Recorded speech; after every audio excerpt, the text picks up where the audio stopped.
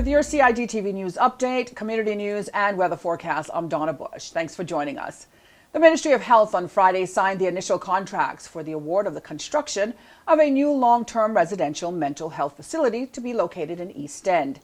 In attendance were Premier the Honourable Alden McLaughlin, who previously served as Minister of Health, along with the Honourable Dwayne Seymour, the current Minister of Health.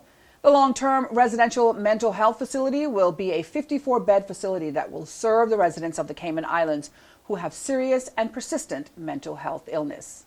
As one of the contractors said earlier to me, a long time coming, and many governments have been working on this project for a number of years. I'm thankful that the unity government is able to bring this forward. This project is fully funded and has the support of the whole Legislative Assembly. The whole Cayman Islands supports this effort, and it's most desired by all, especially those of our loved ones who are overseas. This will bring so much comfort and quality to the lives of many, and some that are a bit in the taboo state right now, who may come out and seek that necessary help from such a professional facility. I believe that the heart and soul, character of a nation and people can be best measured by how we treat the most vulnerable amongst us. And it is, quite frankly, a national disgrace that it has taken this long for us to recognize and commit to a residential mental health facility. And I am overwhelmed, quite frankly, that we are able to get to this stage. AGIS press release says residents of the new facility will be cared for holistically in a safe and secure environment. The facility will aim to reintegrate patients back into society while offering a secure and productive place to live for those who need lifelong care. The goal is to have the new state-of-the-art facility open by the second quarter of 2021. Well, the annual International Scuba Diving Hall of Fame Gala took place on Saturday night, and 4 local honorees were recognized for their work and contribution to the Cayman Islands dive industry. Here in the Cayman Islands, we are regarded as one of the top dive destinations in the world because of the clarity of our waters and the diversity of our ecosystem. And while those attributes speak for themselves, our dive industry would not be where it is today without the passion of those who have faithfully supported it. Dr. Carrie Manfrino, who founded the Caribbean Central Marine Institute on Little Cayman back in 1998, dedicating over 20 years to marine research in the Cayman Islands, is an honoree. She developed the organization with a strong focus on protecting the biodiversity of coral reefs throughout research, education, and conservation. Another honoree is Dr. Coy McCoy, who joined his parents and brothers in Little Cayman to expand and develop the fishing and diving lodge that his parents had established back in 1983. Coy then became a certified diver at 15 years old and a dive master in 1985. With over 4 decades diving in the Cayman Islands, Coy witnessed many changes on his native reefs. These changes further prompted his enthusiasm to try and take action. And together with the Department of Environment, Bangor University, and the Darwin Initiative, a project evolved from his passion. Well, Steve Tippetts has been a diving professional since 2003, and promoting diving in the Caribbean and Grand Cayman especially is something close to Stephen's heart. He has spent a lot of time over the years attending dive shows and technical diving conferences in Europe, highlighting the diving and tourism aspects of Grand Cayman. In 2011, Steve won the prestigious Sea to Stingray Water Sports Employee of the Year Award. And the 2019 Emergent honoree is Nakai Connie, who is a true ambassador of the Cayman Islands. He became a certified dive master back in 2012 and a dive instructor soon after. He's introduced many people to scuba diving and guided hundreds of dives, showing the beautiful underwater world of Grand Cayman. At only 26 years old, this young Caymanian is a certified ocean yacht master, boat captain, and has navigated boats across the Atlantic and Indian Oceans. The international inductees for 2019 were Dr. Abel Mohammed Tahir, Hussein Sendi Rashid, Jonathan Bird, and Lee Selesky. The early pioneer recognition went to Finnemore Johnson. The black tie event included the presenting of the Bob Soto Scholarship, the keynote address by Jim Cantor, videos and awards, and the reigning Miss Cayman Islands Universe, Khadijah Bodden, also took part by introducing speakers and helping with the awards presentation. We say congratulations to all of the honorees. Meantime, Minister Joseph Hew recently promoted the KMAN shipping registry at an influential forum for maritime and shipping industry chiefs. The Minister for Commerce, Planning and Infrastructure was a keynote speaker at the Mare Forum held in late September. The theme for the Super Yacht Europe 2019 conference held in Monaco was What's Next in Yachting, and the high-profile symposium gave Minister Hew a platform to stress that the Cayman Islands is open for business and will continue to grow the portfolio of mega yachts that operate under the Cayman Islands Red Standard. The Cayman Islands also recently qualified for continuance in the United States Coast Guard's Quality Shipping for the 21st Century program for the 9th consecutive year. The program identifies high-quality ships and flag states and to maintain the status flag states have to meet for the highest international requirements. The Cayman Islands is one of very few flag states which has managed to maintain their Qualship 21 status consistently since 2011. Now for these headlines making stories in the Radio Cayman newsroom. At the end of September, approximately 72 children, or school students rather, and teachers from across Grand Cayman attended the second in a series of video game development workshops that were put on by Gamers Bay Cayman in partnership with the Ministry of Education, Youth and the Youth Services Unit. It provided students with knowledge of how to create guided virtual and augmented reality tours. For information on the Gamers Bay Educational Workshops and Technology Convention, you can visit gamersbaycayman.com online. Also making Radio Cayman headlines, Justice Ingrid Mangatal has resigned from her Grand Court post that she was appointed to back in 2015 by former Governor Helen Kilpatrick following a recommendation by the Judicial and Legal Services Commission. The Honorable Chief Justice Anthony Smelly says the judiciary is thankful for her dedication and efforts during her time in Cayman. His Excellency the Governor, Mr. Martin Roper, said her work over the past 5 years has assisted with improving our jurisdictional reputation and legal precedents. We wish her all of the best in her future endeavors, he continued by saying. Well, starting today here on CIGTV, you will have more community news, and this time from the Cayman Compass, who has an interview with Sarah Ferguson, Duchess of York, who was the keynote speaker at this year's Breast Cancer Foundation's Gala.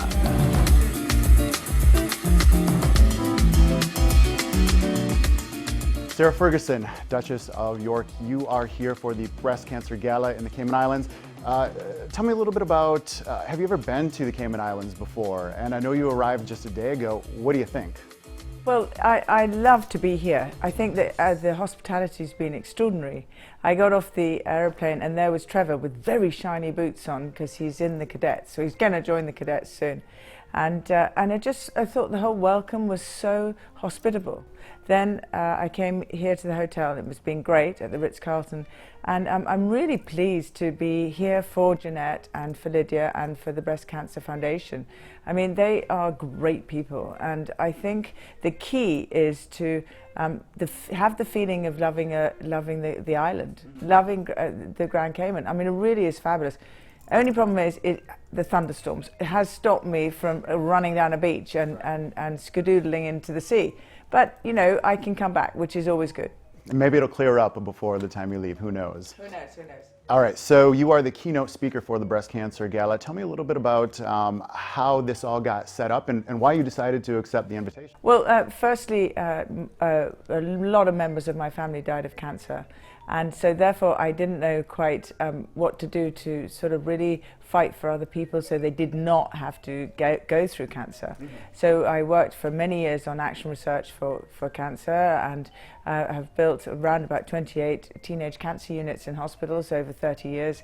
And melanoma, my father died of melanoma and prostate cancer. So when it came to be invited to come here for breast cancer awareness, it really, for me, was so important. It was so important because it's that sort of hidden sort of frightening thing, the word cancer, the big C. Then on top of that is the word breast. People don't use it. And then on top of that, are these wonderful, conservative and fabulous people of the Cayman Islands who think that it's wrong or it's bad or it's not right, and they don't need to feel that. And the secret for the Breast Cancer Foundation, I believe, is to spread awareness and say it's okay. I mean, it's not okay, of course it's awful, but if you have got it or you worry or you think you may, go and have it checked. And it's really, we're here to support you. And so I feel really strongly it's beautiful, and I feel really happy to have come. So you are the patron for the Teenage Cancer Trust, which gives support and care for young people who are battling cancer. You just said it a second ago. Cancer is scary. The word alone is scary. And, obviously, teenagers and young people in general are probably more susceptible to be scared than anybody. How important is it to offer that support to people who are battling cancer, young people? I think the whole thing about the Breast Cancer Foundation is the awareness for teenagers just as much as 36-year-olds, just as much as for the elder generation. And I think that round about my age group, which is around about 59, 60, that it's a sort of, you don't talk about, we're from a different age group, different generation, where you don't express your feelings and you just sort of get on with it, stiff upper lip. And it is so crucial, and this is why I'm doing the interview with you, because I think it's so crucial to get the voice out there that we are all listening. We are all uniting tonight for this gala in order to raise the funds to listen more to you. So it doesn't matter really what age you are. If you are really concerned, worried about your health, they're here to help you. And I think I asked Jeanette last night, I said to her, and Lydia, I said, just tell me, what else do you do? And she says, well, we go in with, if it's dietary needs or if they're unable to support themselves in any way, we do our best to help them. So they're not just there for medicine, they're there for support. You devote a lot of your time to health and wellness in general. KMAN has a well-documented issue with young people suffering from obesity, from diabetes. What advice would you give to young people and their parents and the community as a whole in order to, I guess, stop these sort of diseases from affecting young people? Well, I think the best way of answering that question is never to preach, is to say what I did myself. And if that helps someone else, then I'm happy to say it. I had a huge weight problem most of my life because I was a comfort eater, and I really battled with it. And of course, the thing when you are obese is the thing about breast cancer is that in the old days when I was around, they couldn't find the lump or the symptoms because of the fat, and now they can. So, don't be frightened, So I used to say, if you sit on the end of the edge of the bed and give yourself a little bit of a chat and talk to yourself, follow your instinct, listen to that little voice that says, I don't feel good. And don't worry just because you are obese or you think you can't speak because no one's going to listen to you. Please, someone is there going to listen to you. And I think it's horrible when you do feel obese and you feel as though you've lost your way and you beat yourself up because you think it's your fault that you've put on weight. Don't worry about it. We are here with helping hands, and we're here to help you. It's probably especially a unique situation for young women who, when we talk about health and wellness, and we talk about weight, that can be an uncomfortable topic for young women, especially teenagers in particular. How do we have this conversation with young people, and young women in particular, without hurting their self-esteem, while still keeping them, feeling good about themselves? So this is a call for help right now for all young women and young men to really start talking and really start asking for help and really realizing that this is not a joke. And the thing is everyone's ready to help, but you've got to make that call. Now, how do you ask the question about self-esteem? It's such an impossible answer because of social media nowadays, and it's that horrible peer pressure is that we're all meant to look a certain way and act a certain way, and if we don't wear the blue jeans, which are size 0, then we are failing. You know what? We've got to get that out of your head. All these young people who are watching or listening, get it out of your head. You've just got to have the spirit and dare to be as crazy as I am at 59 years old, and just say, you know what, I'm struggling and I need her help. And don't be frightened and don't think you've got it wrong because you haven't asked for help. Shifting gears again, but staying in health and wellness, I believe it's the British Heart Foundation has recently, I guess, partnered with you to sort of champion women's heart health issues. Is that right? Do I have that correct? You do, yes you do, yes. Tell me a little bit more about that and I guess why that is an important cause for you as well. Well, I think for 12 years I worked for Weight Watchers, and in working for Weight Watchers I had to, I did 2 cities a day, and I went on Larry King all the time, and if I didn't know my stats, Larry would get me because he's so clever. So I had to go and study with all the leading scientists and doctors in all the hospitals that I ever visited, Mount Sinai, wherever it was in America, to really know what I was talking about. Now I didn't, but I tried my hardest. That's all we can ask anyone to do. So when I'm talking to you right now, you know, I realized the side effects of terrible arteries because of obesity, or the lack of exercise, or the lack of good nutrition, and so therefore heart and body and mind, body, soul all comes under the same terrifying effect this epidemic of obesity is having on the world, and that really almost 32 to 40 different diseases stemming from the effects of poor nutrition, lack of any exercise, and lack of any support to feel better. So this is why I do the heart, because of course the heart is majorly affected from the lack of any exercise, and it's muscle, it needs to be exercised. We just ran down several causes that you are a champion for, affiliated with in some way, and I know there's dozens and dozens more. Why is it that you feel it's important to devote so much of your time to other people? You know, it's very interesting. A lot of people ask me that, and I just love it. I don't know, I can't explain it. It's one of those things that I find is in my blood. And I wrote down last night, DNA, and I wonder if I look back on my DNA of my own ancestors, I think we'll find that, you know, this is their life. And I feel really strongly that it is my life, because I love being here. I love people. I love the fact that Feloni, my little girl that came in with my coffee tray, is so sweet, and we both struggled with the espresso machine. Luckily we both didn't know how to work it, which was great. And I love the fact that every minute of my day it feels like a gift. I think I'm the luckiest woman alive, because I've lived every girl's dream, and I live every minute of my dream right now. I mean, even if you think I've just had hair and makeup for this interview or for going downstairs, that's like a bride, isn't it? Right. You know, it's sort of getting pampered, and nails and hair, you know, and I think that it's, and so why do I do it? It's in my blood. In 1992, my grandmother said to me, if you feel bad about yourself, go and give to others. And I started my foundation, Children in Crisis, then, when I went and saw the most poorest areas and saw the children unable to be clothed or food, and I realized that I could make a difference. And they didn't mind what I'd done. They just wanted to know someone was listening. So why don't you get out of your own way and be a human bridge and just reach out with your hands and say, I'm here to help.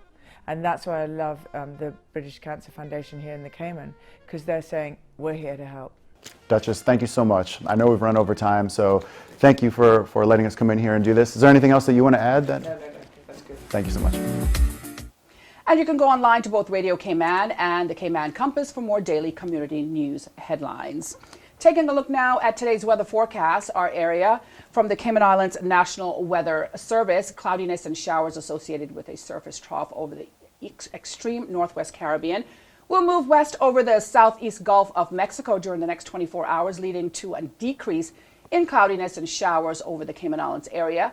Radar images show isolated showers in and around the Cayman area slowly moving north. The Monday forecast calls for partly cloudy skies, becoming cloudy at times with a 40% chance of showers and possible thunder. Winds are from the south to southeast at 10 to 15 knots. Seas will be slight to moderate with wave heights of 2 to 4 feet. We encourage you to go online to weather.gov.ky for the latest forecasts, which can also be found on their Facebook page and on the weather radio dial 107.9 FM. Don't forget, you can also download the National Weather Services app, CINWS, to have the latest weather information available to you. If you missed today's news update, you can go to the Cayman Islands Government Facebook page as well as the CIG Television YouTube channel. I'm Donna Bush, as always, thanking you for joining us. Of course, I wish you a very safe and wonderful night and hoping you'll join us back here again tomorrow. Until then, bye-bye for now.